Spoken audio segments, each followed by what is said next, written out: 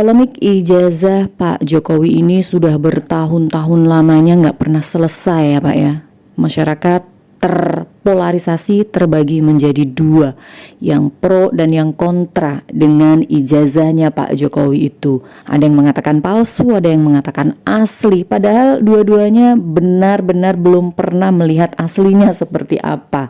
Nah, bagaimana ini Bapak Dr. Muhammad Taufik ini menyikapi atau memberikan pesan bagi masyarakat yang ingin sekali merasakan perubahan gitu Pak, supaya masyarakat kita tuh lebih pintar, lebih cerdas, lebih bisa menilai masalah itu dan mendudukkan masalah itu pada tempatnya. Bagaimana Pak?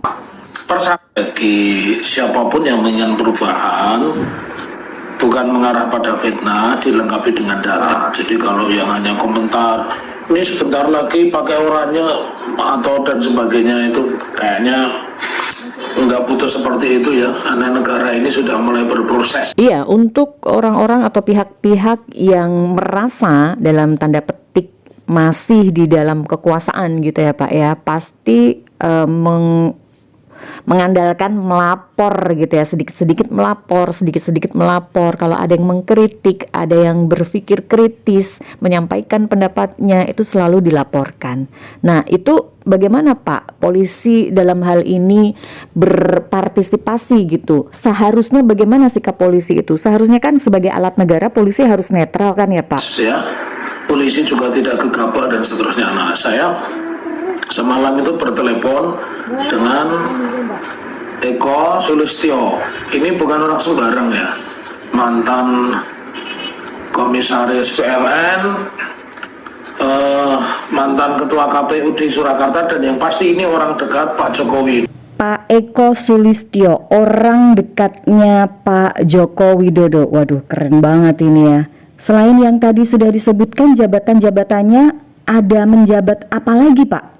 Dulu pernah menjabat sebagai Deputi 5 ya di kantor kepresidenan. Nah, yang ingin saya katakan, Eko Sulistyo ini sama-sama aktivis dengan saya, cuman saya 2 tahun lebih tua di UNS ya. Saya dari Fakultas Hukum, dia Sejarah Indonesia. Isi pembicaraan Bapak melalui telepon itu apa Pak dengan Pak Eko Sulistyo itu? Nah, saya ingin sampaikan, semalam saya telepon lebih kurang 8:10 atau 20 lebih 10. Yang intinya pertanyaan saya mengatakan, pada saat Pak Jokowi mendaftar itu pakai ijazah apa dan diverifikasi apa enggak? Dia mengatakan, ya ada dokter Andes, ada insinyur. Oh, luar biasa. Berarti memang title-nya Pak Joko Widodo itu ada 2 ya. Waktu menyerahkan data diri kurikulum vitae gitu ya, kalau orang mau melamar pekerjaan itu ada 2 title gitu ya Pak ya, insinyur dan DRS, dokter Andes. Nah, terus kemudian KPUD Surakarta itu apakah melakukan verifikasi Pak? Memang tugas saya tidak memverifikasi, tugas saya itu hanya memeriksa apakah persyaratan itu syarat administrasi terpenuhi. Pak Eko Sulistyo yang waktu itu menjabat sebagai ketua KPUD ternyata tidak melakukan verifikasi. Yang dilakukan hanyalah mengecek gitu ya, komplit atau tidaknya persyaratan administrasi. Nah, apakah Bapak menanyakan apa saja persyaratan administrasi tersebut? Nah, saya tanya lagi, apa syarat administrasi? Syarat administrasinya adalah cukup dengan melampirkan fotokopi ijazah yang dilegalisir, jadi tidak pernah dicek. Ternyata berkas-berkasnya Pak Joko Widodo tidak pernah dicek di KPUD Surakarta. Berdasarkan informasi yang didapatkan oleh Dr. Muhammad Taufik ini dari seorang sahabat ya, Pak Eko Sulistyo, seorang ketua KPUD Surakarta waktu itu. Kalau di KPU apakah juga tidak dicek Pak?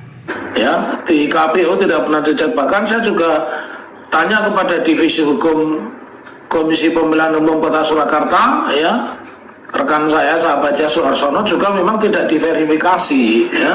Dan saya tanya lagi kepada siapa? Kepada Pak Efek Rudi Hadiatmo yang notabene adalah ketua DPC PDI, juga mengatakan dia tidak tahu persyaratan itu karena yang mengurus adalah tim sendiri gitu. Yang mengurus adalah tim sendiri. Artinya dalam hal ini keterikatan atau keterlibatan Partai Demokrasi Indonesia nggak ada ya Pak ya? PDIP nggak terlibat dalam hal ini. Artinya bukan PDIP dan Arsima nggak ada. Tetapi ada yang menarik perbincangan saya dengan rekan Eko Sulistyo. Apa dia mengatakan bahwa pada saat itu ada public expose. Maksud atau arti dari public expose itu sendiri bagaimana Pak? Nah, artinya sebenarnya kalau seorang sudah jadi pejabat dan selesai, datanya itu tidak perlu disembunyikan, itu menurut Eko Sulistyo. Seseorang kalau sudah menjadi pejabat publik itu data-datanya tidak boleh disembunyikan. Oke, kecuali yang dikecualikan gitu ya Pak ya. Baik. Terus mungkin Bapak bisa menyimpulkan kembali Pak inti dari pembicaraan Bapak dengan Pak Eko Sulistyo itu? Nah, dia tanya, apa saya pernah mengirim surat? Sebelum mengajukan gugatan itu, kami sudah mengirim surat kepada KPU, Semanam, kepada UGM 2 kali begitu. Jawabannya sama. Jawabannya sama, bahwa Mereka tidak berhak untuk membuka data itu. Nah, ini yang saya sampaikan. Oke, baik. Mereka tidak berhak untuk membuka data. Baik, terima kasih Bapak Dr. Muhammad Taufik atas informasinya. Kita ketemu lagi di video selanjutnya.